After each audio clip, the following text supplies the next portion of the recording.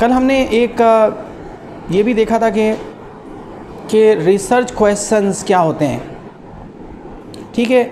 और ये भी देखा था कि थोड़ा सा दिमागी काम होता है कि आप सोचें मुझे क्या क्या काम इसमें से कौन कौन से एरिया को मैंने देखना है, तो उससे रेलिवेंट क्वेश्चन बनाना ये थोड़ा सा सोचने वाला काम होता है। और आदमी मुझे क्या क्या करना है ताकि कोई क्वेश्चन पढ़ के समझ जाए इसका आंसर ये थीसिस है, इसका जो जवाब है वो ये थीसिस है या ये आर्टिकल है। तो कुछ हमने प्रैक्टिस की थी और ये भी देखा था कल कि एक पेपर बना, और फिर कल हमने हम इसको नहीं दोहराते कोई चीज़ भी इसमें से, कि एक पेपर मैंने लिखा, उसमें कुछ सवालात किए, जैसे डज़ इस्लामोफोबिया रियली एग्जिस्ट, क्या है या नहीं है, ये सवाल ऐसे क्यों लिखा है या नहीं है। कल वजह मैंने बताई थी कि हम अगर कहते हैं तो इसका मतलब ये है कि हम पहले से सोच के बैठे हैं कि हाँ है, अब रिसर्च से क्या साबित करेंगे आप। तो आप ऐसे जुमले इस्तेमाल ना करें जिसके अंदर जजमेंटल हों या आप कोई फ़ैसला सुना दें उसके अंदर कि ऐसा है या नहीं है। तो आप ऐसी सॉफ्ट रखें उसको और बाद में बताएं कि हम रिसर्च करेंगे तो फिर सही फाइंडिंग्स देंगे। इसी तरह what is the current status and debate of it after a decade of 9/11। इसमें हमने दो चीज़ें कवर की, एक तो करंट स्टेट और डिबेट क्या है, और क्योंकि ये तो बहुत पुराने ज़माने से चल रहा है, हुज़ूर सल्लल्लाहु अलैहि वसल्लम के ज़माने में भी लोग इस्लाम को बहुत खौफ समझते थे और जंगे करते थे। तो हमने जो इस्लामोफोबिया का स्टेटस और डिबेट ली है वो कब से ली है, 9/11 से, ताकि किसी के जहन में अगर सवाल आए कि भाई ये तो बहुत पुराना मसला है, ये 1400 साल के इस्लामोफोबिया को कैसे डील करेंगे। तो क्या किया, सिर्फ 2 डेकेड्स की हम बात करेंगे इसमें।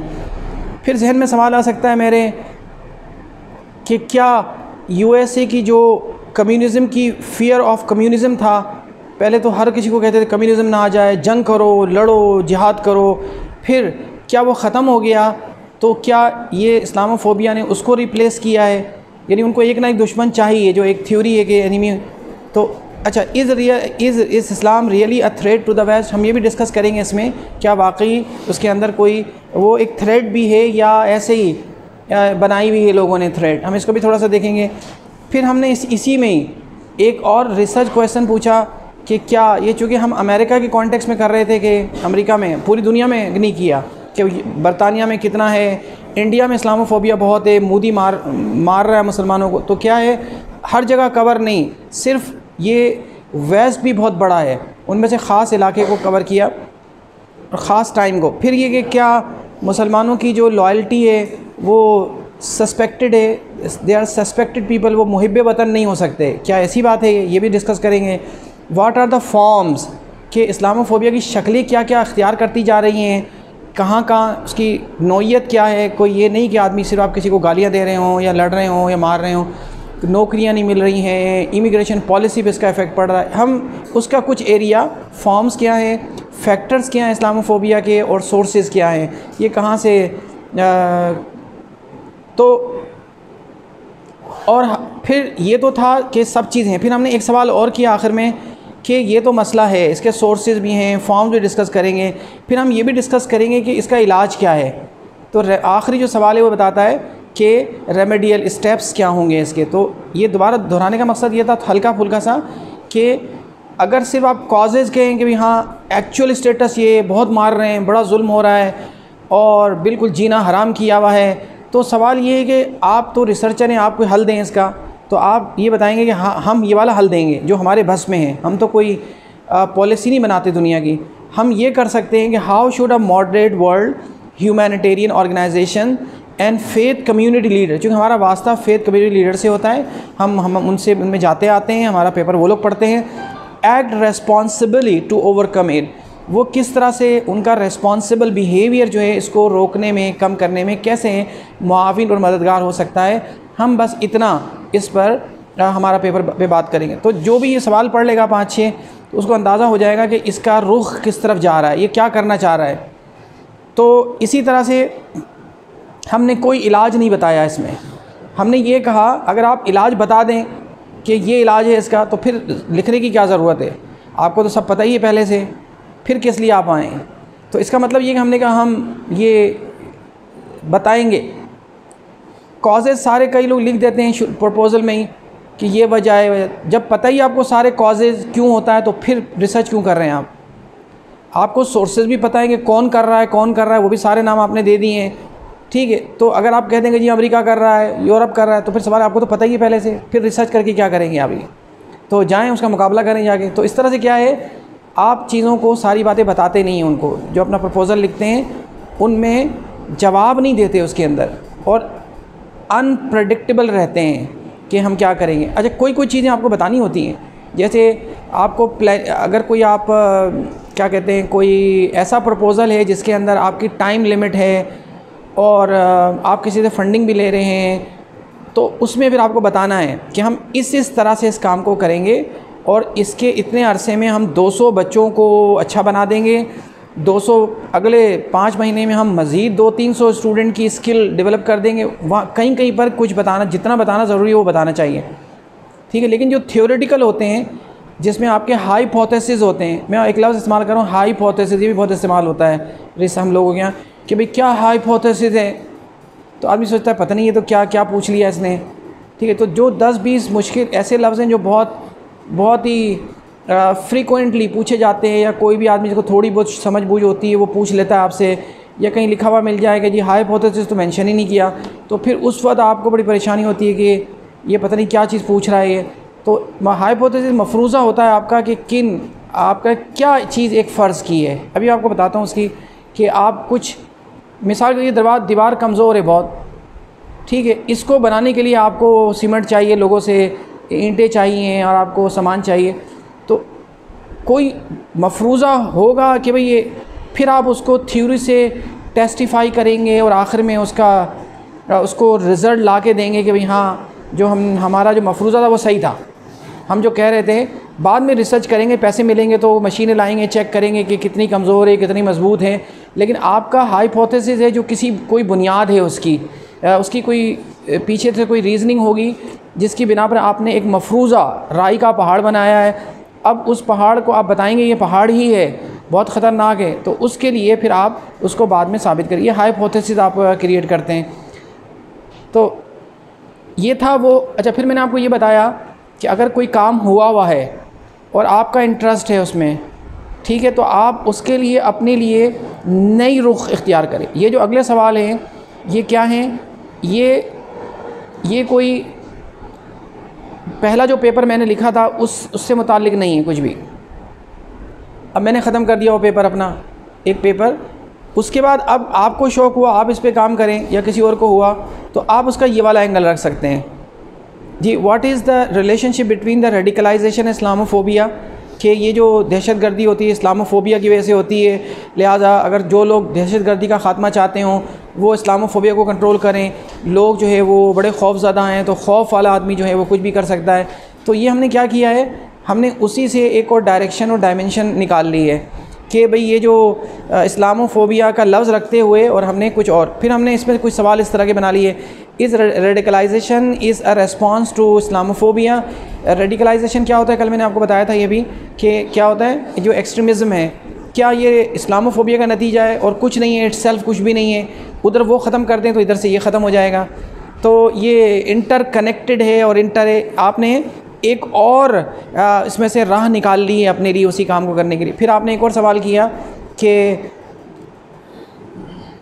ये रूट्स तुम पहले, फिर हमने एक सवाल ये भी किया कि जो रेडिकलाइजेशन और इस्लामोफोबिया, यानी रेडिकलाइजेशन की वजह इस्लामोफोबिया और इस्लामोफोबिया की वजह से वेस्टर्न सोसाइटी को कितना नुकसान पहुंच रहा है, कितना इम्पैक्ट हो रहा है उन पर, ये हमने एक एंगल। और फिर अगर आप चाहें तो कोई ख़ास मुल्क रख लें कि अमेरिका में जो मुसलमान बच्चे जो born and the western born and brought up जो है उनकी बच्चे जब वहीं रहते हुए जो कभी मदरसे में नहीं गए, कभी बाहर नहीं गए, वो क्यों सोच रहे हैं, तो इस्लामोफोबिया की वजह से क्या होता है, रेडिकलाइजेशन हो रहा है, और रेडिकलाइजेशन की वजह से उनकी सोसाइटी को ये नुकसान पहुंच रहा है बहुत ज़्यादा। तो आप या तो ये इसको एक्सप्लेन करने लग जाएं, फिर ये बताएं इसकी वजह से जो है मुसलमानों की ज़िंदगी को कैसे नुकसान पहुंच रहा है, मुसलमान कैसे उससे मुतासर हो रहे हैं, उनकी ज़िंदगी में क्या असर पड़ रहा है। फिर आप ये बताएं how to resist Islamophobia, Islamophobia को हम कैसे कंट्रोल कर सकते हैं। आपने थोड़ा सा चेंज कर लिया, रेमेडी की जगह आपने ये वाले चीज़ें इस्तेमाल कर ली। मैं आपको आज ये भी बताऊंगा थोड़ा सा कि हम इसको ये कहते हैं, अगर आप एक ही आइडिया आपको लगता हो कि इन्होंने भी किया है, तो उसको क्या करते हैं, पैराफ्रेजिंग करते हैं, पैराफ्रेजिंग का लफ्ज़ इस्तेमाल करते हैं।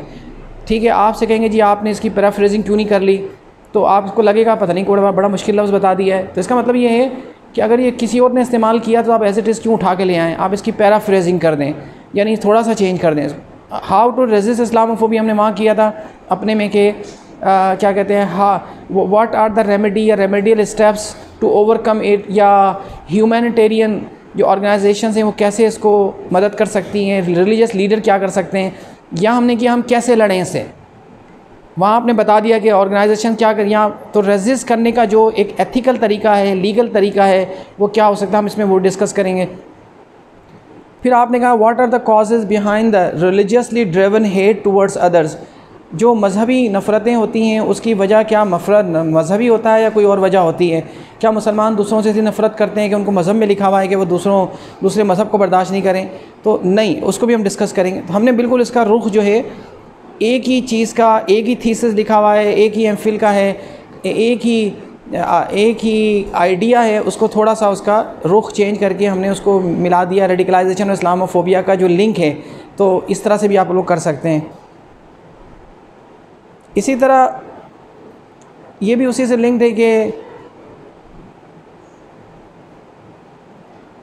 कि व्हाट डिराइव्स ह्यूमन बीइंग्स। एक अगर आप वहाँ तक ख़त्म नहीं करना चाहते, फ़र्ज़ करें मैंने कल बताया था कि अगर आपको लगता हो कि अपनी स्टडी को थोड़ा और बढ़ाना है तो कम है, तो फिर आप यूँ कर सकते हैं, एक दो सवाल इस तरह के और बढ़ा सकते हैं उसके आगे। ये हमने ऐड कर दिया, हालांकि ये थोड़ा सा दूर है, लेकिन इस तरह की कोई चीज़ कि क्या जो लोग आजकल मर्डर कर रहे हैं, जाके मार देते हैं लोगों को और वायलेंट हो जाते हैं, और तो क्या वो कौन सी ड्राइविंग फोर्सेस है जो इंसान को वायलेंट बनाती है, वो कौन सी ऐसी मोटिवेटिंग फोर्स है, वो कौन सी ऐसी चीज़ है जो इंसान को मूव करती है कि वो उसके बारे में साइकोलॉजिकल अगर आपका कोई है तो उस पर लिंक दे सकते हैं।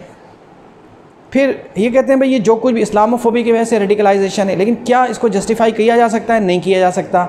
इस्लामोफोबिया की वजह से वायलेंट बनते हैं लोग, क्या इसको जस्टिफाई किया जा सकता है? नहीं किया जा सकता है। तो इसके लिए इज़ देयर एनी आइडियोलॉजी मानी नज़रियाती तौर पे और religious justification for such aggressive acts, तो क्या इसके लिए कोई जस्टिफिकेशन हो सकती है? यानी कोई ये ना समझे कि आप ये लिखना चाह रहे हैं कि हाँ चूँकि इस्लामोफोबिया है तो रेडिकल तो होगा ही होगा, ये सब तो होना ही लाजमी है। नहीं, आपके हम जस्टिफिकेशन नहीं दे रहे, हम एक्सप्लेनेशन दे रहे हैं, हम बता रहे हैं। तो ये एक तरीक़ा होता है कि आप चीज़ों में से चीज़ें जो है ना वो क्रिएट करें। अब जैसे देखें, हम लोग ज़्यादातर यहाँ के लोग काम करते हैं दावा पे, स्पीचेस पे और तबलीग पे या बोलने पर या इनविटेशन टू नॉन मुस्लिम्स। तो उसके लिए अब अगर आप उस पर कोई काम कर रहे हो या आपका किसी का थीसिस या आर्टिकल हो या उसका एंगल, तो इसको हमने कैसे, इसके रिसर्च क्वेश्चंस कैसे बनाए इसके, how do Muslim preachers and teachers in European context articulate and embody Islam with local audience in the mind and hearts and local audience, कि जो वहाँ के प्रीचर्स हैं वो मुसलमानों में कैसे अपने जो आइडियाज़ को और इस्लाम को लोकल जो ऑडियंस उनकी है, नहीं वेस्टर्न ऑडियंस है, कैसे उनको आर्टिकुलेट करते हैं, कैसे उनमें वो चीज़ें एम्बेडेड होती चली जाती हैं उनमें या नहीं होती हैं। तो इसका मतलब ये है कि हम ये देखेंगे हो भी रही हैं या नहीं हो रही हैं। और वो अगर उर्दू बोल के डच बोर्न और ब्रॉट अप बच्चों को पढ़ा रहे हैं तो उसका क्या कोई असर नहीं होगा, कुछ भी पता नहीं चलेगा उनको इस्लाम के बारे में। अच्छा, how can there religious discourse माने डिस्कशन, ये लफ्ज़ भी बहुत इस्तेमाल होता है डिस्कोर्स। रिसर्च में आपका एक डिस्कोर्स एनालिसिस भी होता है, एक रिसर्च का टूल है। डिस्कोर्स एनालिसिस में हम टेक्सचुअल एंड कॉन्टेक्सचुअल एनालिसिस, जब दो टेक्स्ट मिला के आप रिसर्च करते हैं कि उसको कहते हैं डिस्कोर्स एनालिसिस। ठीक है, इंग्लिश वाले भी बहुत करते हैं ये कि भाई ये तो डिस्कोर्स एनालिसिस होता है। तो डिस्कोर्स का लफ्ज़ भी वैसे इसका मतलब explanation, how can there religious discourse be interpreted and how it is received, यानी कैसे मज़हब को इंटरप्रेट करते हैं वो लोग और उसको कैसा रिसीव किया जाता है। मतलब इमाम से पूछे वक्त मैं तो बहुत अच्छा करता हूँ, मैं तो दुनिया, लेकिन वो रिसीव कैसे हो रहा है, मुसलमान लोग जो वहाँ बैठे हैं, या क्या वाकई उनमें चेंज आ रहा है, क्या वाकई बहुत सीरियस, या वो सोचते हैं चलो एक बस नमाज़ पढ़नी है, फ़र्ज़ नमाज, जाओ बैठ जाते हैं अम्मा अब्बा के ले जाने से, और फिर तो ये सब चीज़ें हम इसमें डिस्कस करेंगे। तो ये रिसर्च क्वेश्चंस होते हैं जो आपके सामने अभी। और इसी तरह इसी के आगे, why do young European Muslims pursue Islamic education abroad. कई बच्चे बाहर पढ़ने जाते हैं, वहाँ से साउथ अफ्रीका जाते हैं, पाकिस्तान आते हैं, इंडिया जाते हैं पढ़ने के लिए।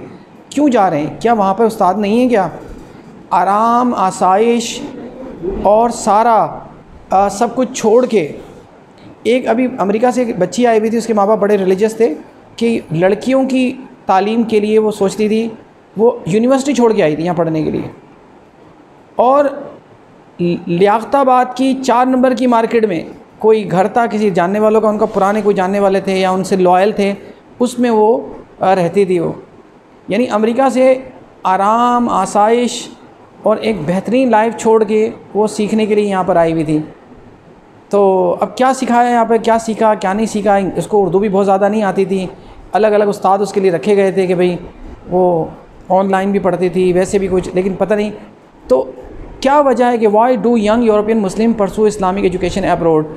तो अगर आप यूरोप के कॉन्टेक्स्ट में कर रहे हो तो आप फिर इस तरह की चीज़ें कर सकते हैं, या आप कहेंगे जी मुझे तो बाहर जाना पड़ेगा चूँकि मैं रिसर्च कर रहा हूँ, मेरा टॉपिक इस तरह का है, मैंने बाहर जाकर रिसर्च करनी है कि वो लोग यहाँ क्यों आते हैं। ठीक है, तो इस तरह की चीज़ें। What kind of university in school they are attending. यहाँ आने के बाद वो किस तरह के पढ़ते हैं। वापस जाते हैं तो उनको शिकायत होती है कि जी ये पाकिस्तान से एक चक्कर लगा के गया था तो ये बिगड़ गया और ये एक्सट्रीमिस्ट हो गया, फ़लाना हो गया। तो आप बताएंगे यहाँ आके किन स्कूलों में जाते हैं, ये कौन पढ़ाता है इनको, किन से लिंक्ड होते हैं ये। तो ये what impact does this have upon their return. जब यहाँ से पढ़ के जाते हैं तो उन पर क्या इम्पैक्ट आता है। क्या वो बेहतर इंसान बन चुके होते हैं, या वो एक्सट्रीमिस्ट बन चुके होते हैं, या बहुत अच्छे। तो ये सब चीज़ें आप कहें तो आप कहेंगे जी मैंने यहाँ भी करनी है रिसर्च, वहाँ भी करनी है, क्योंकि मैं तो वहाँ जाके भी देखूँगा। तो ऐसे क्वेश्चन बनाएं ताकि पता चले उसको कि ये काम यहाँ भी करना ज़रूरी है, वहाँ भी ज़रूरी है, वहाँ के लोगों से भी मुताला ज़रूरी है। तो इस तरह की चीज़ें। अच्छा बस ये 2 सवाल हैं और फिर हम आगे चलते हैं। अगर आप इस्लामिक रिफॉर्म्स और रिन्यूअल पे काम कर रहे हैं, फ़र्ज़ करें आप किसी से भी यहाँ कहेंगे जी मैं चाहता हूँ ये रिफॉर्म्स आएँ, ये तो हर आदमी लड़ेगा कि मदरसा रिफॉर्म, ओ हो ये तो आपने बड़ा गलत कर दिया। क्या इस्लाम रिफॉर्म कैसे हो सकता है? इस्लाम तो इस्लाम है, उसमें तो कोई ज़रूरत ही नहीं है। तो अगर आप ये देंगे किसी को तो बहुत से लोग कहेंगे क्या चाहते हैं आप, इस्लाम को बिगाड़ना चाहते हैं, आप तो शायद कोई एजेंट वेजेंट हैं, आप तो कोई। तो आप ऐसे सवाल करें उसमें क्वेश्चन, ताकि आप why does Islam need a reformation. आप थोड़ी कह रहे हैं कि मैं कोई चल रहे हैं, आप करें क्यों। हो सकता है कि आप ये बता रहे हो कोई ज़रूरत ही नहीं, हो सकता है आप इसमें ये बताएं कि हाँ ज़रूरत है। आपने अपनी intention why does Islam need a reformation, क्या क्यों ज़रूरत है इस्लाम को रिफॉर्मेशन की। पहले तो सवाल का जवाब तलाश करूँगा मैं, मुझे मौका दें पढ़ने का। तो how do Muslim understand western concepts of reform. जब भी वेस्ट से कोई द वेव ऑफ चेंज आती है तो वो तो उनका वो कहते हैं जी ठीक है, उनको तो इस्लाम से लोग। हमारे यहाँ अंडरस्टैंडिंग ये है कि तो इसीलिए how do Muslim understand western concepts of reform. Western concept of reform का मतलब यही है कि अच्छा वहाँ पे एक मूवमेंट थी रिफॉर्मेशन। ये जितने भी लफ्ज़ होते हैं ना, ये आप सोच समझ के इस्तेमाल किया करें। यानी ये जितने भी लफ्ज़ होते हैं जो हम इंग्लिश के इस्तेमाल करते हैं, ये इनके पीछे पूरी एक फ़िलासफ़ी होती है।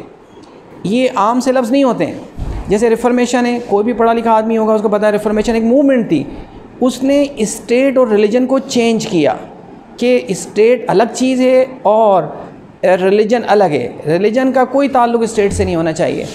तो क्या है, आपने तो रिफॉर्म समझ के इसको कर दिया, तो आप अपने उसमें जब काम करें तो उसमें आप रिन्यूअल डाल दें, तजदीद। आप तजदीद का लफ्ज़ इस्तेमाल कर रहे हैं, इस्लाह का लफ्ज़ इस्तेमाल कर लें। लेकिन अगर आप रिफॉर्म और रिफॉर्मेशन देंगे तो पहले तो ये होगा कि ये वेस्टर्न आइडिया है। ठीक है, तो अपने आप को क्या कहते हैं किसी भी तरह से प्रोटेक्ट करने के लिए अल्फाज़ों का अच्छा इस्तेमाल भी बहुत ज़रूरी होता है कि आप कोई भी काम करें उसमें। तो रिफॉर्मेशन जितने भी अल्फाज होते हैं ना, उनके पीछे एक पूरी मूवमेंट होती है। जैसे मॉडर्निटी, अब आप कहते हैं जी Islam is a modern religion, Islam is ever fresh, ever green, for all times, for all people, is a balance religion. ठीक है, बिल्कुल सही है। लेकिन जब आप मॉडर्निटी की बात करते हैं कि इस्लाम इज़ कंपैटिबल विद मॉडर्निटी, तो मॉडर्निटी एक कॉन्सेप्ट था, एक पूरी मूवमेंट थी, उसका एक पूरा एक गहरा उसमें यही था कि आप चीज़ों को सब कुछ बदल के उसमें रख दिया था आपने। और मॉडर्निटी का ज़माना भी ख़त्म हुए हुए 70 के बाद से ख़त्म हो चुका है वो। उसके बाद पोस्ट मॉडर्निज़म कि जो मॉडर्निटी थी उसका क्या इम्पैक्ट हुआ और क्या नहीं हुआ, जो पेपर लिखे गए वो पोस्ट मॉडर्निज़म पे लिखे गए। अब ये कोई मॉडर्निटी की बात नहीं करता लफ्ज़। अब फिर इनलाइटेंड मॉडरेशन का एक लफ्ज़ इस्तेमाल था, ये भी एक वेस्टर्न कॉन्सेप्ट था कि उन्होंने कहा जी मज़हब को वो रोशन ख्याली वाला मज़हब, तो इसलिए वो जनरल मुशर्रफ ने यहाँ यूज़ किया था तो लोगों ने बहुत रेजिस्ट किया था कि अच्छा अब हम वो वाला करेंगे, ये करेंगे। तो अल्फाजों का इस्तेमाल जो है आजकल प्लूरलिज़म का लफ्ज़ इस्तेमाल करते हैं, प्लूरलिज़म PLURALISM। ये पॉलिटिकल प्लूरलिज़म भी होता है, सोशल और कल्चरल प्लूरलिज़म भी होता है। तो बस इसकी दो मिसालें थी ये कि अगर आप रिसर्च क्वेश्चन बनाएं तो उसमें क्लियर कर दें कि ऐसे सवाल डालें उसमें ताकि कोई बी अनप्रेडिक्टेबल बहुत सारी चीज़ों में, ताकि कोई बायसनेस से आप अपने आप को प्रोटेक्ट कर सकें। अच्छा, एक चीज़ अक्सर जब भी कोई पेपर आता है रिव्यू करने के लिए बाहर से, तो उसका जो फॉर्म होता है उसमें भरना होता है कि भाई ये पेपर तो ओरिजिनलिटी कितनी है इसके अंदर, सवाल ये होता है। इसी तरह अगर आप टर्निटन से कोई रिपोर्ट निकालें तो वो बताएगा कि इतना तो प्लेजराइज्ड है, इतना तो इसके इंडेक्स आ रहा है कि यहाँ से लिया हुआ है, और ये वाला हिस्सा ओरिजिनल पेपर जो है जो कहीं से मैच नहीं हो रहा और कहीं से निकाला हुआ नहीं लग रहा, वो इतने परसेंट है। तो ओरिजिनलिटी का, और अगर टर्निटन से नहीं किया हुआ होता और ऐसी कोई हमें भेजता है, शायद रिपोर्ट उनके पास होती होगी, तो फिर क्या होता है उसमें एक सवाल किया जाता है कि इसमें ओरिजिनलिटी कितना है। तो आप जब काम करें तो जहन में रखें कि कुछ क्या ये वही चीज़ें हैं जो ऑलरेडी चल रही हैं, या इसमें कोई ये जेन्युइन काम है जो लगता है कि हाँ वाकई इसके अंदर कोई ज़रूरत है काम की। तो यानी आपका मेथड ऑफ, फिर डेटा कलेक्शन का मेथड क्या होगा, उसको डेटा को एनालाइज कैसे करेंगे, और कोई नए क्वेश्चंस आप फ्रेज़ करें, कोई अच्छा से क्वेश्चन बनाएं उसके अंदर। तो अच्छा, इसका ये मतलब नहीं होता, नीचे जो लाइन लिखी हुई है कि अगर आप सेकेंडरी सोर्सेज दो तरह के होते हैं, ये तो पता है, सबको पता होगा यकीनन कि एक प्राइमरी सोर्स होता है और एक सेकेंडरी सोर्स होता है। क्या होता है प्राइमरी और सेकेंडरी सोर्सेज हैं? हाँ, जैसे अगर आप कहें कि कोई तबरी का हवाला है और आपने कहा जी इमाम तबरी ने ये अपनी किताब में तारीख़ तबरी में लिखा है या तफसीर तबरी में ये बात लिखी है, और जब हवाला दें आप तो फ़लाँ किताब जो मैंने ख़रीदी थी कल किसी और की किताब, उसमें ये बात लिखी हुई है, तो ये कहलाएगा कि आपने इतनी भी जहमत गवारा नहीं की कि आप जो आसानी से एक किताब मिल जाती है और ऑनलाइन डाउनलोड हो जाती है, उसका तर्जुमा भी हो चुका है, वो आपने ख़ुद से देखने की बस कोशिश नहीं की आपने। ठीक है, तो यहाँ तो आपको बहुत लोग सही नहीं समझेंगे, कहेंगे भाई आपने ओरिजिनल सोर्स नहीं किया। हाँ, कई दफ़ा ऐसा होता है कि सेकेंडरी सोर्सेज पर ही इन्हिसार करना पड़ता है। मिसाल के तौर पे एक किताब फ़्रेंच में, इस्लाम के ख़िलाफ़ फ़्रेंच में लिखा गया है बड़ा कुछ, फ़र्ज़ करें, तो अब किसी और शख्स ने जो मोतबर आदमी है उसने कहा जी इस किताब में ये लिखा हुआ है, अब हमें तो फ़्रेंच नहीं आती, डच नहीं आती, या ऐसे मेनू स्क्रिप्ट हैं, कोई किसी साहब ने कहा कि जी ये स्पेन के फ़लानी जगह पर ये एक लाइब्रेरी है, उसमें ये इसका मेनू स्क्रिप्ट रखा हुआ है, मखतूता रखा हुआ है। तो अब ज़ाहिर है हम तो नहीं जा सकते, बेहतर तो इधर जाते देखते, और उसके ऊपर ये लिखा हुआ है, इनका नाम लिखा हुआ है और डेट ऑफ राइटिंग ये लिखी हुई है, तो और हमने फिर उनकी बात को लेकर और दे दिया, क्योंकि अब हमारे पास इतने पैसे नहीं हैं, हमारे पास इतना एक्सेस नहीं कि हम वहाँ लाइब्रेरी में जा सकें और उस चीज़ को देख सकें। तो क्या किया हमने, सेकेंडरी सोर्स पर इन्हिसार किया। तो सेकेंडरी डेटा का मतलब ये नहीं होता कि आपकी जो रिसर्च है वो अनओरिजिनल है, it can be useful source for every original work. तो बहुत सारा ओरिजिनल वर्क जो है सेकेंडरी सोर्स पर भी रिलाई करके किया जा सकता है। बाज़ दफ़ा आपको जो है वो इजाज़त नहीं होती कि आप सेकेंडरी सोर्स को इस्तेमाल करें, बाज़ दफ़ा कर सकते हैं। आप कहीं कुरान शरीफ में लिखा हुआ है लेकिन आपने किसी की किताब से देख के लिखा है, तो आपको इतनी तौफीक नहीं हुई कि कुरान शरीफ का असल खोल के देख लेते कि हवाला सही भी है या गलत तो नहीं है, तो ये कहेंगे आपने जो चीज़ें आसानी से दस्तयाब हो उनमें ओरिजिनल। अच्छा, पैराफ्रेजिंग द क्वेश्चंस, ठीक है, अगर आपको लगे कि जी आपका तो सारा वैसे ही लग रहा है, ये पैराफ्रेजिंग की हमें क्यों ज़रूरत पड़ती है, मैं क्यों सिखा रहा हूँ, इसलिए नहीं सिखा रहा कि ये प्लेजरिज्म से बचने के लिए किया जाता है। लेकिन हमारी इंटेंशन ये है इसमें कि इस्लामियात में अक्सर ये होगा, आप तारीख़ी वाक़यात लिखेंगे, आयतें हदीसें लिखेंगे, तो क्या होगा, पूरी आप आयतें जब लिखेंगे तो वो तो 100% प्लेजरिज्म है, यानी वो तो इतना सारा हो जाएगा, आप कोट बहुत करते हैं उसमें। तो उससे बचने के लिए क्या करना चाहिए, आप लोगों को ये सीखना चाहिए पैराफ्रेजिंग द क्वेश्चन जो होता है, क्वेश्चन ये जो भी चीज़ है, क्वेश्चन पैराफ्रेजिंग, बस ये आगे ज़्यादा लग गया है उसको। उसमें क्या होता है पैराफ्रेजिंग में, आप अल्फाज थोड़े चेंज कर देते हैं, सेंटेंस चेंज, स्ट्रक्चर थोड़ा बदल देते हैं, एक्टिव वाइज को पैसिव वाइज कर दिया, पैसिव, और क्या करते हैं कीपिंग द सेम मीनिंग। यानी कुरान शरीफ की आयत का ज़ाहिर है अगर ये लिखा हुआ है कि avoid suspicion as much as possible, तो आप ये तो नहीं कर सकते कि उसका मीनिंग चेंज कर देंगे। मीनिंग तो आपको ये रखना है कि अवॉइड बैक बाइटिंग, ठीक, अवॉइड स्पाइंग ईच अदर, तो आप ये तो नहीं चेंज कर सकते। आपने क्या करना है, उसकी वर्डिंग कैसे चेंज होती है। देखें, ये एक फ्रेज़ था जो कटा हुआ है, उसको मत देखें, इस लिखा हुआ था एजुकेशन, है ना। अब आपका ये मैं समझाने के लिए कोई इस तरह से आ रहा हो आयतों में, हदीसों में, अच्छा तर्जुमा आपने ख़ुद नहीं करना, आपने तर्जुमा भी जब आप लें तो किसी शुरू में बता दें पहली जगह पे कि इस किताब के सारे तर्जुमे फ़लाँ से लिए हुए हैं। ये नहीं करें कि आपके एक कहीं का ले लिया, एक कहीं का लिया, और कोई ऑथेंटिक तर्जुमा लें और नॉन कंट्रोवर्शियल लें। ऐसा लें तर्जुमा जिसके बारे में ये आप पे कोई छाप ना लगे कि भाई ये तो जो है वहाँ भी ये बात कर रहा था और यहाँ भी इससे अच्छे, तो कोई ऐसा ले लें। मसलन अगर इंग्लिश के हैं तो मोहम्मद असद को ले लें जो सब दुनिया में पढ़ा जाता है, यूसुफ़ अली को ले लें, इस तरह के जो हैं, ताकि किसी के जहन में कोई भी ऐसी चीज़ आपको प्रॉब्लम में ना डालें। हाँ, हमें अपने आप को प्रोटेक्ट करना, ये भी तो हमारी ज़िम्मेदारी है ना कि किसी को। तो आप एक तो ये करें कि यूनिफॉर्मिटी होना चाहिए जितने भी तर्जुमे आप ले रहे हैं कुरान शरीफ की।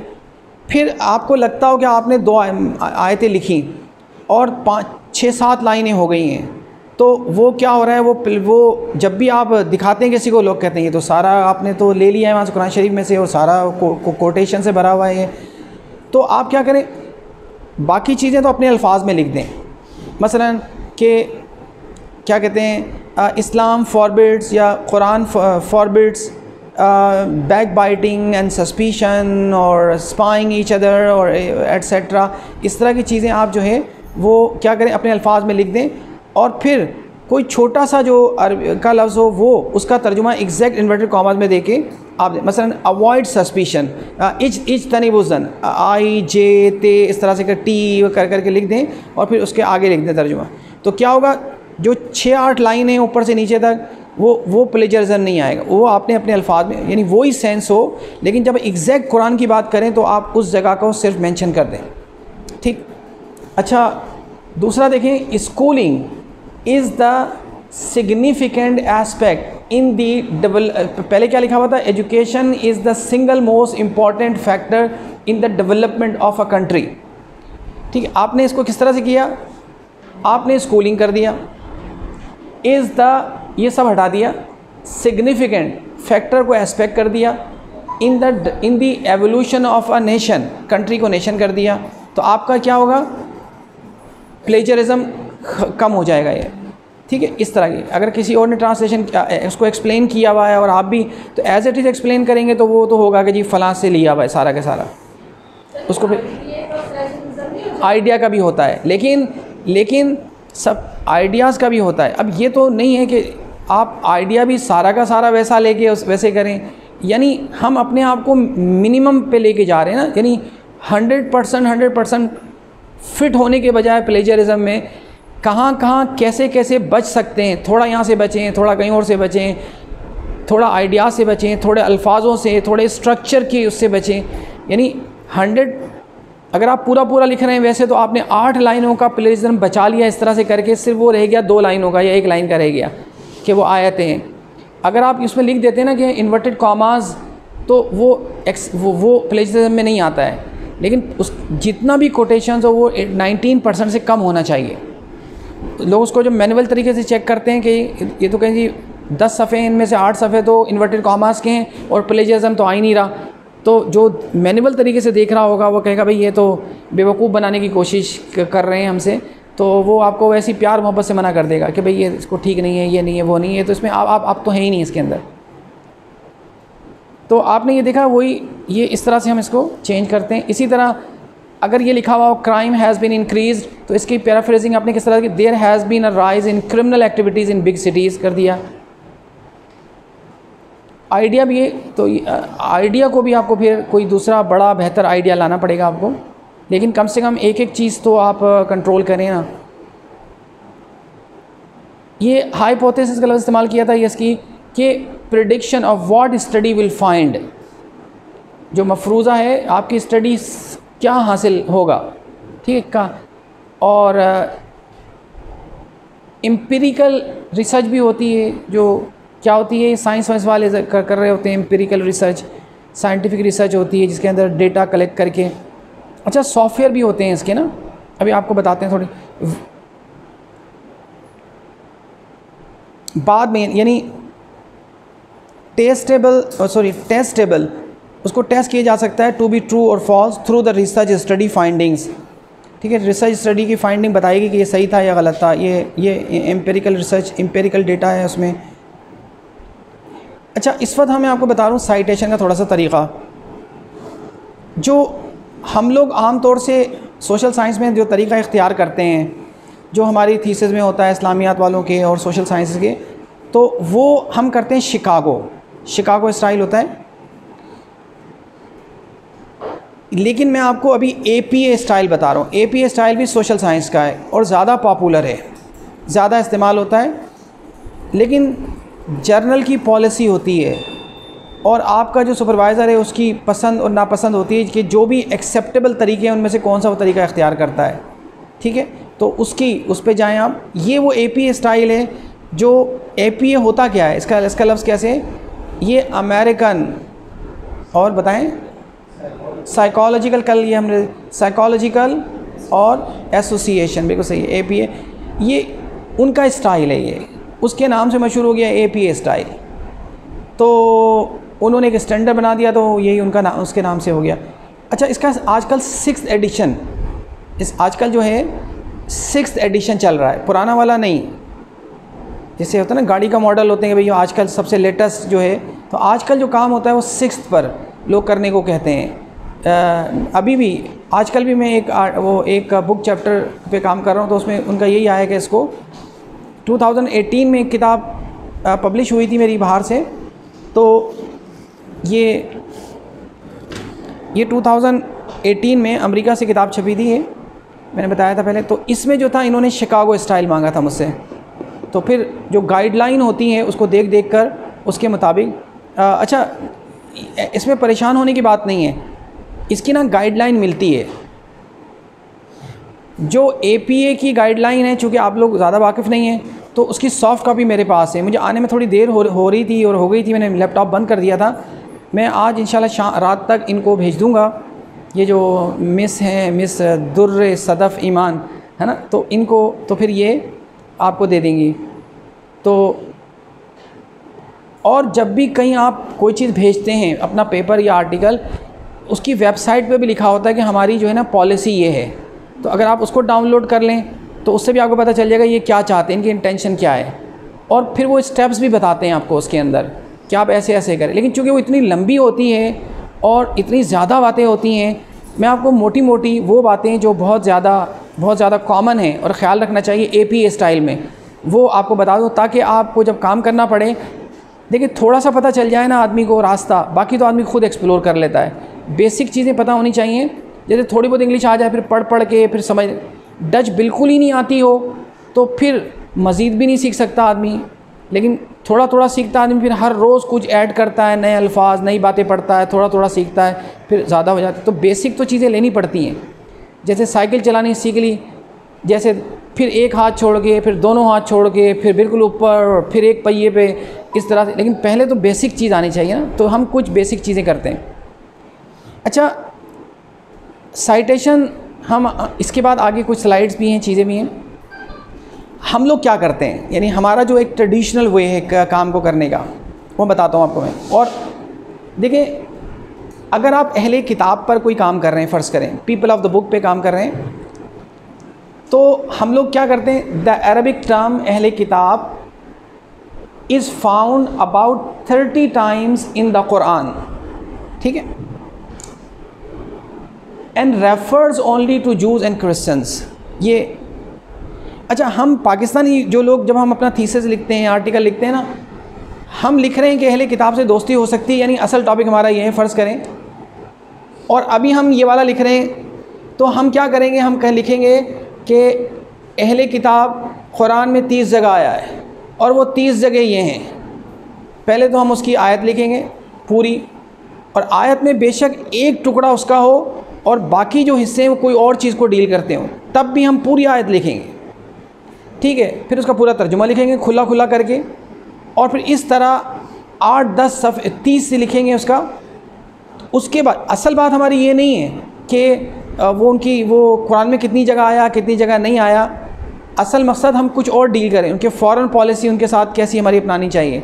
अब हम कहते हैं अगर हम ये 30 जगह ऐसे लिख दें कि about 30 times in the Quran, ये तो एक लाइन में ही आ गया सारी बातें। अब हम क्या करेंगे, हम कैसे रिसर्च करें, रिसर्च कहाँ चली जाएगी। तो क्या करते हैं, इसको बढ़ाना भी तो है, कागज़ का पेट भी तो भरना है, और फिर इतना मोटा थीसिस बना के ले आते हैं। हालांकि एमफिल के लिए 20,000 अल्फाज का थीसिस काफ़ी होता है, और उसके लिए पीएचडी के लिए 40,000 अल्फाज का। और ये भी कोई हार्ड एंड फास्ट रूल नहीं है, ये अभी कुछ अरसे पहले तक वहाँ पे HEC ने बताया था, लेकिन अब अगर चेंज कर दिया हो तो मुझे मालूम नहीं है, बहुत काफ़ी अर्सा पहले मैंने देखा था। अब कितने कुछ आपको चलें, ठीक, तो वो बदलते रहते हैं, वो किसी को याद भी नहीं रहता, चूँकि अब कितने हैं किसके लिए, पीएचडी के लिए, एमफिल के लिए 25,000 है, और उसके लिए पीएचडी के लिए अच्छा, ठीक है। तो क्या है, तो इसलिए उसमें अच्छा, फिर अगर आयतों के अंदर कोई नमाज का जिक्र आ गया तो 2-4 सफ़े नमाज के भी लगा दिए कि नमाज़ पढ़ने की, इस आयत में नमाज का भी जिक्र है। कोई ज़कात का आ गया तो वो भी लिख दिए 2-4 सफ़े। तो इस तरह से करके जो ना करते हैं, चीज़ों को कम करने के बजाय, कंसाइज़ विद क्लैरिटी होने के बजाय उसको इस तरह से भरते हैं। उसको अवॉइड करना चाहिए। सबको नज़र आता है क्या कर रहे हैं आप ये, ठीक। तो इसमें हम इस स्लाइड में क्या हमने सीखा है कि सही तरीक़ा ये वाला है जो मैंने यहाँ पे मेंशन किया है।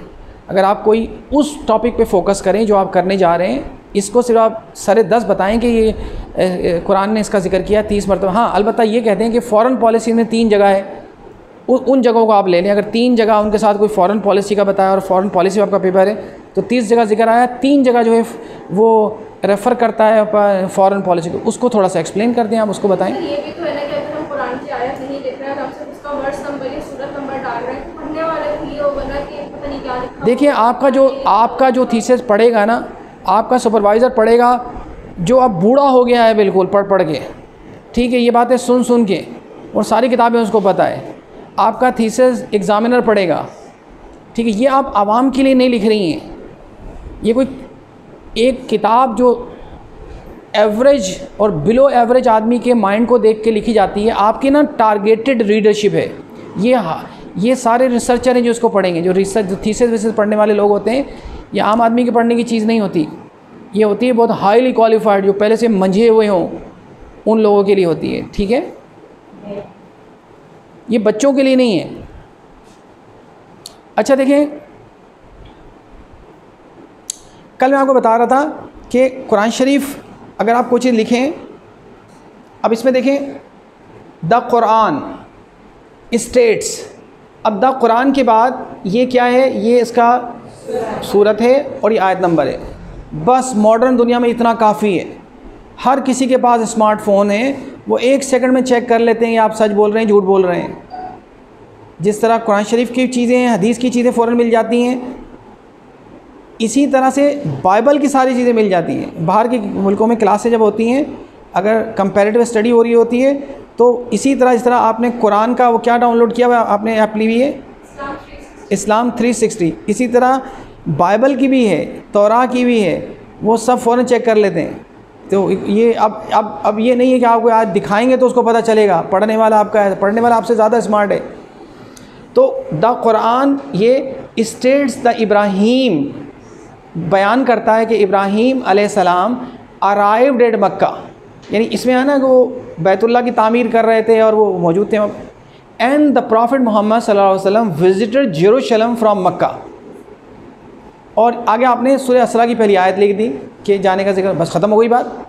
असल तो बात करें काम की कि वो यानी बड़ा लिंक है इब्राहिमिक ट्रेडिशन। ये मेरी इस किताब का एक लाइन है, ये जो किताब थी ये अमेज़ॉन पर है, और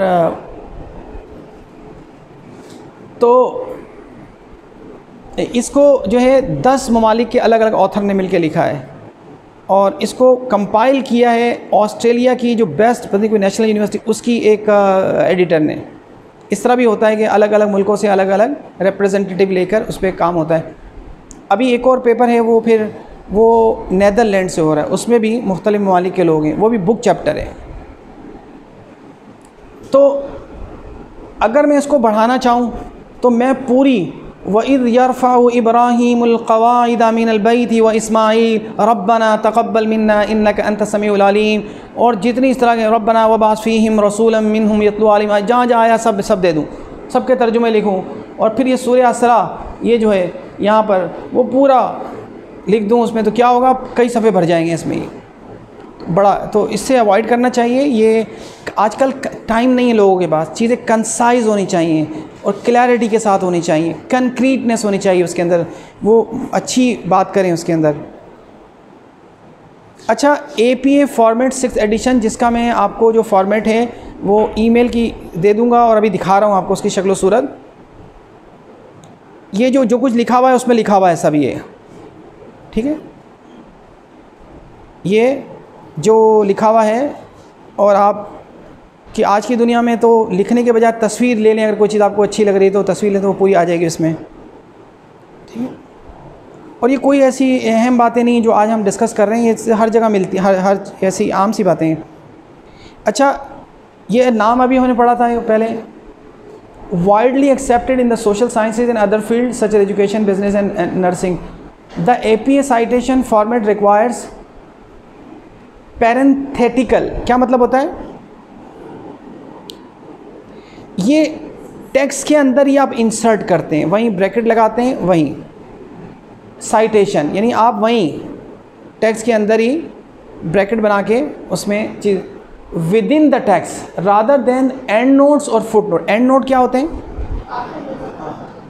और फुट नोट क्या होता है, जो पेज के नीचे लिख रहे होते हैं। तो वो कहते हैं ना फुट नोट लिखें, ना एंड नोट लिखें, ना नंबर लगाएं, नंबर भी नहीं लगाएं।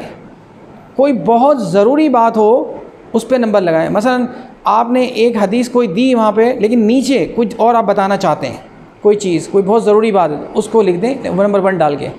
लेकिन रेफरेंस के लिए ना नंबर डालें, सिर्फ थोड़ा सा करके वहाँ पर ये लिख दें। यानी APA 6th एडिशन में सबसे ख़ास बात ये है कि आप बहुत से लोगों का आर्टिकल देखें, उसके अंदर ही टेक्स्ट के अंदर ही उन्होंने एक ब्रैकेट बनाया हुआ होता है कोई बात करने के बाद, और बीच में ही थोड़ा थोड़ा लिखा हुआ होता है कोई चीज़, ठीक, और नीचे रेफरेंस भी नहीं होता, उसके नीचे 1 2 3 भी नहीं होता, ठीक है। तो क्या है,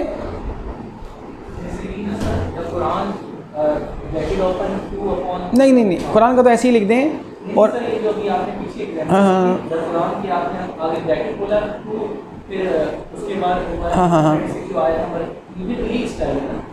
नहीं ये तो ये स्टाइल तो यहाँ पे इसको नहीं कहेंगे, क्योंकि उसमें कुछ चीज़ें और इजाफा होता है, ये उसमें कुछ चीज़ों का इजाफा करना होता है आपको। मिसाल के तौर पे बताता हूँ भी,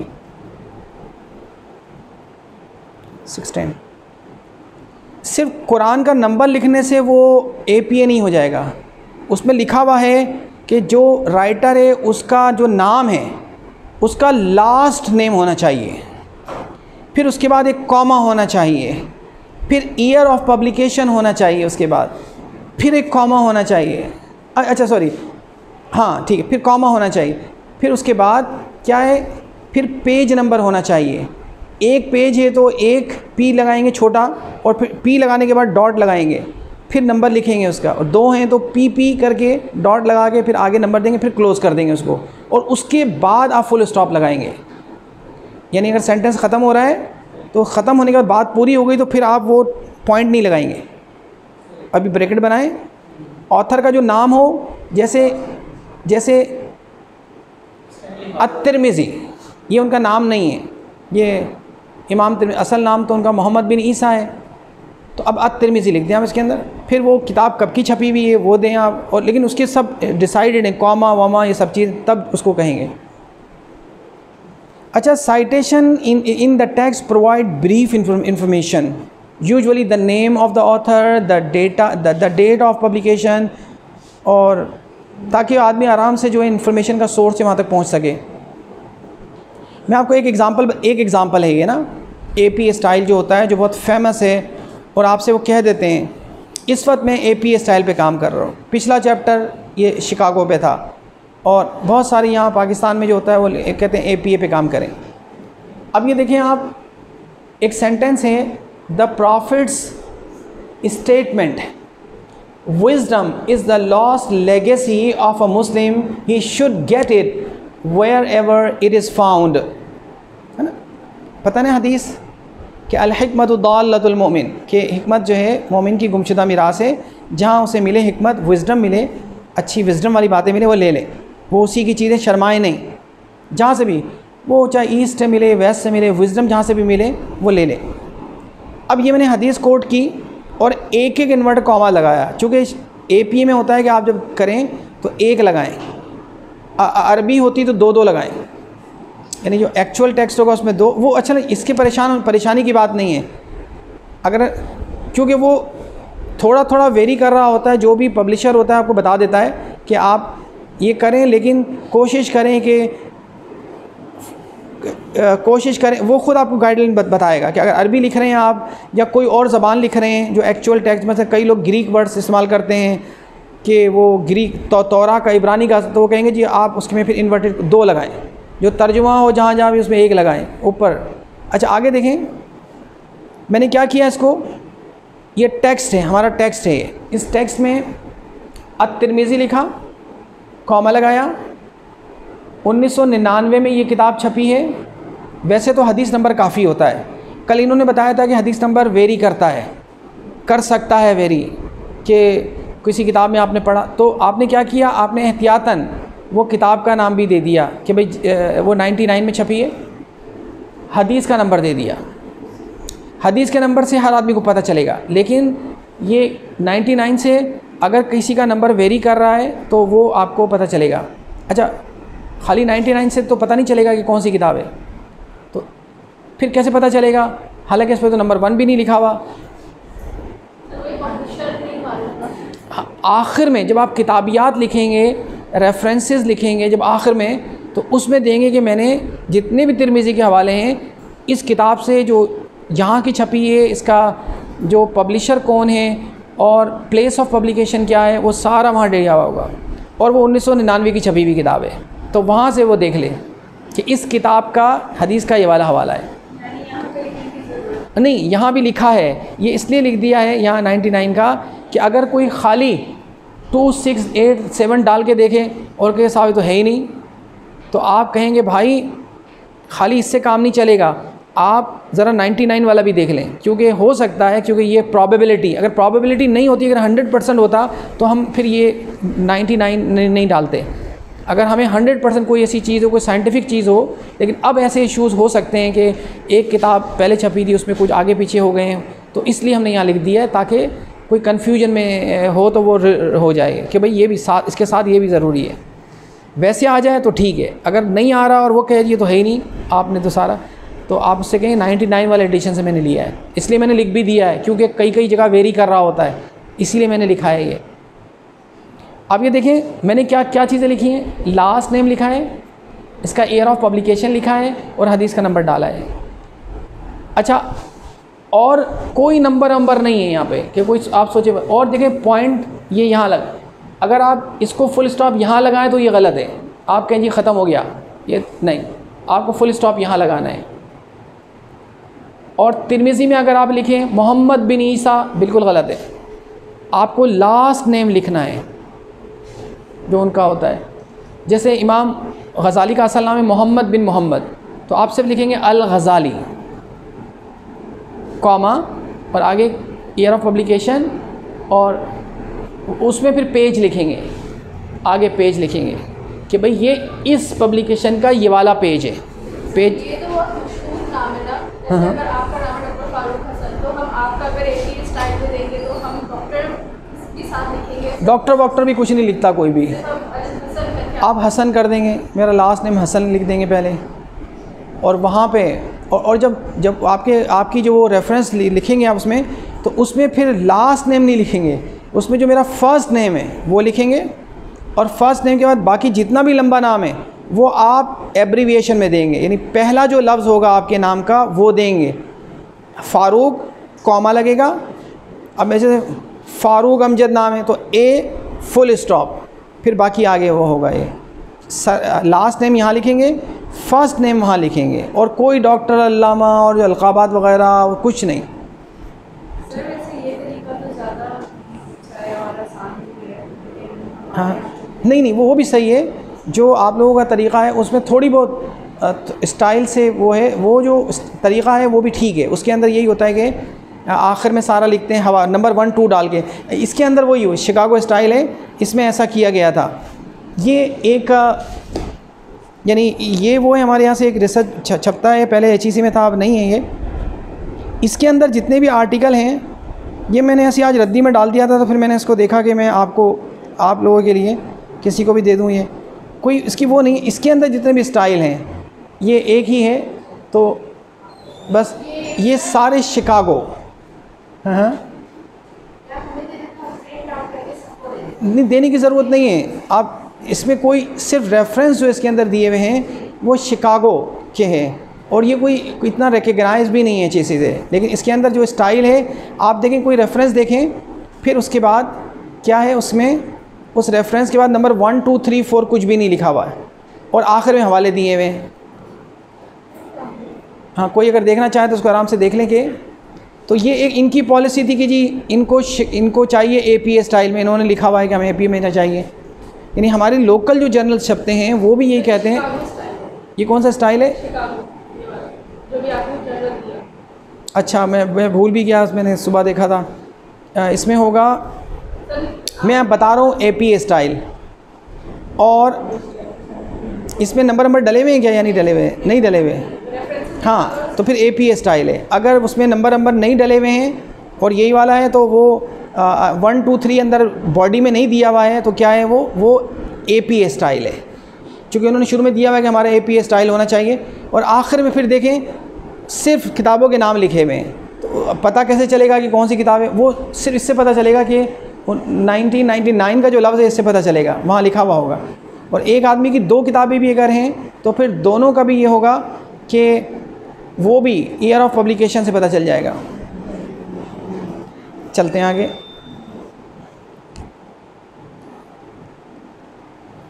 ये देखें, वो तो था हदीस का हवाला, ये हदीस का हवाला नहीं है। Excessive laughter makes the heart dead, ये इमाम गज़ाली की किताब से लिया हुआ है। तो मैंने क्या किया, एक तो यहाँ पर अल गज़ाली 2005 की किताब, PP क्या है, पेज नंबर है, चूँकि 2 डबल हो गया, ये एक होगा P, या इसको रुक जाए ज़रा 1 मिनट, ये 1 होना चाहिए, अगर बस अब सही है। पहले जो है ना मैंने ज़्यादा लिया था तो वो 2 पेज पे आ रहा था, उसमें 2, तो 1 P का मतलब 1 पेज, 1 से ज़्यादा कितने भी हों तो डबल P, 2 P लगाने हमने। अच्छा, इसका मैंने हवाला लिखा वहाँ, यानी इसका रेफरेंस बनाया, तो ऐसे बनेगा ये, यानी अगर यहाँ तो ये लिख दिया और कोई नंबर कुछ नहीं, और फिर एंड में जब आएगा, अच्छा इसको फिर अल्फ़ाबेटिकल ऑर्डर में लिखना होता है, वहाँ उनकी रिक्वायरमेंट होती है कि इसको वो कंप्यूटर कर देता है, सारा कंप्यूटर को देते हैं तो वो आपको अल्फ़ाबेटिकल ऑर्डर में कर देगा। उसमें भी हो सकता है, आप रेफरेंसेस में भी जाएँ तो वहाँ से वो सब कर देता है काम। ये बहुत आपकी के लिए खिदमत करता है बहुत ज़्यादा कंप्यूटर ना, ये आपका बहुत अच्छा दोस्त बन सकता है अगर आप इसका अच्छा यूज़ करें, ज़िंदगी आसान कर सकता है ये। अच्छा आप यहाँ देखिए, अच्छा इसमें मुझसे एक गलती और हुई है, इह्या उलूमुद्दीन, ये जो होगा ना, ये जो किताब का नाम होता है इसको इटैलिक में करना होता है, इटैलिसाइज करना होता है, ये हो गया।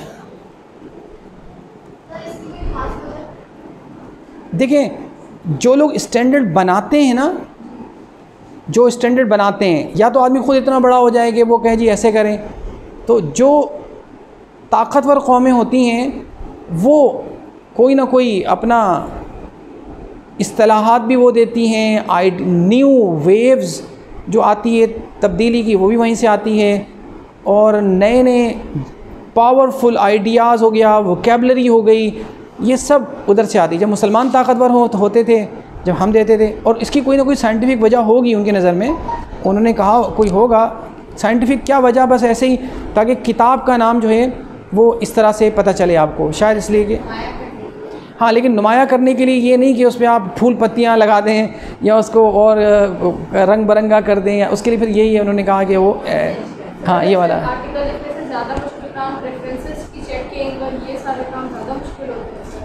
ये सब ना, जी हाँ, इसमें होता, लेकिन क्या है उसकी गाइडलाइन दी हुई होती है, लेकिन वो कई कई सफ़ों पे होती है, तो उसको पढ़ के समझना बहुत मुश्किल होता है। लेकिन कभी आप किसी से सुन लें या कोई पेपर किसी के साथ बैठ के करेक्शन करवा लें, तो फिर आपको क्या होगा, कई चीज़ें आपके माइंड में रह जाएंगी।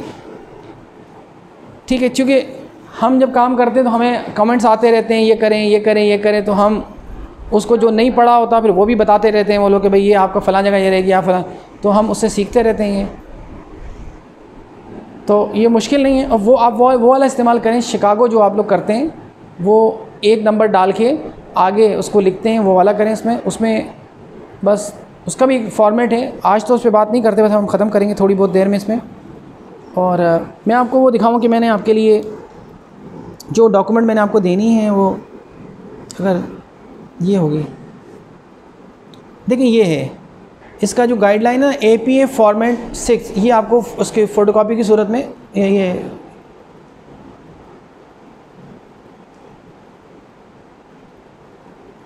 ठीक है। ये सारे स्टाइल्स नहीं ये राइटिंग में ही फॉलो होते हैं। हाँ, लेकिन अगर आप कोई उर्दू का भी देखें, किसी जर्नल की वेबसाइट पे जाएं, उन सब ने भी इन्हीं का नाम दिया हुआ होता है कि जी हमारी जर्नल की पॉलिसी है कि आप इस पे करें। चूँकि वो क्यों देते हैं, क्या उनको बड़ी मोहब्बत है इससे? नहीं, उनको HEC ग्रांट नहीं देता अगर वो इसके ख़िलाफ़ जाएं।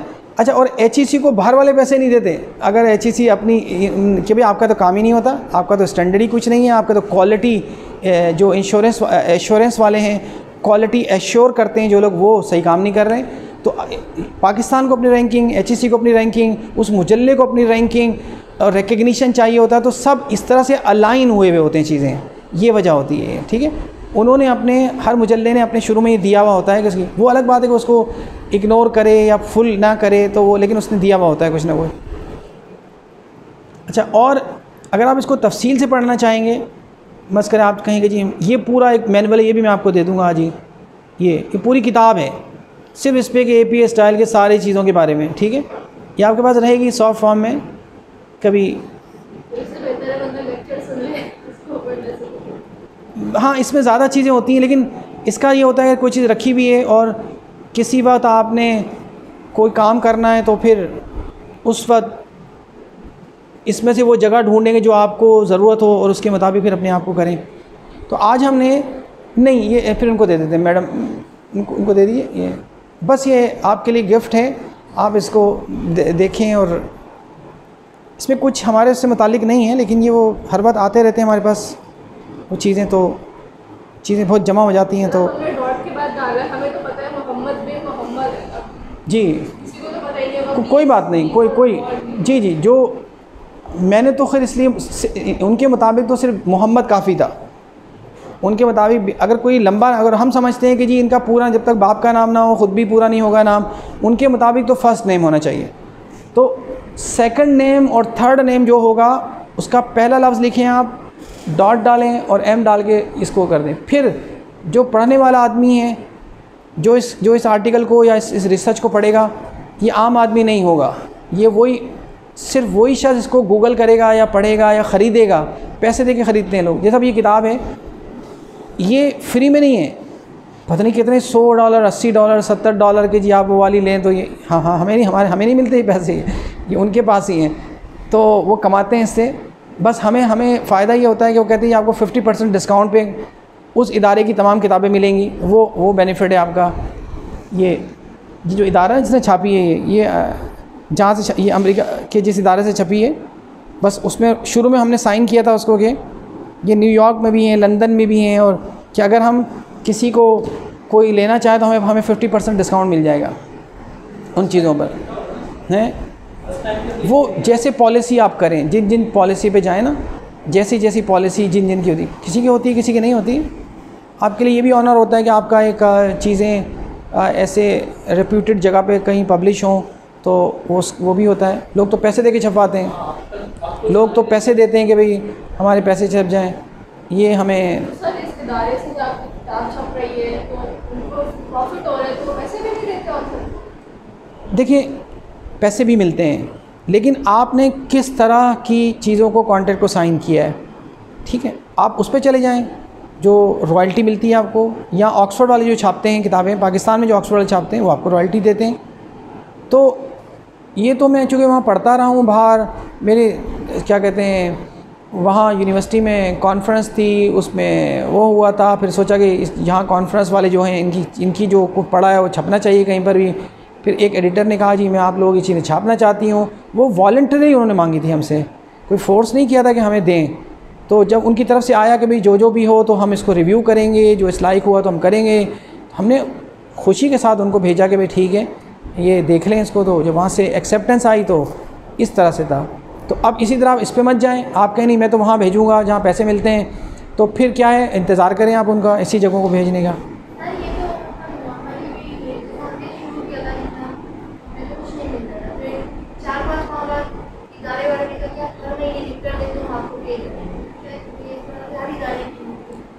हाँ, अपनी अपनी पॉलिसी देखें।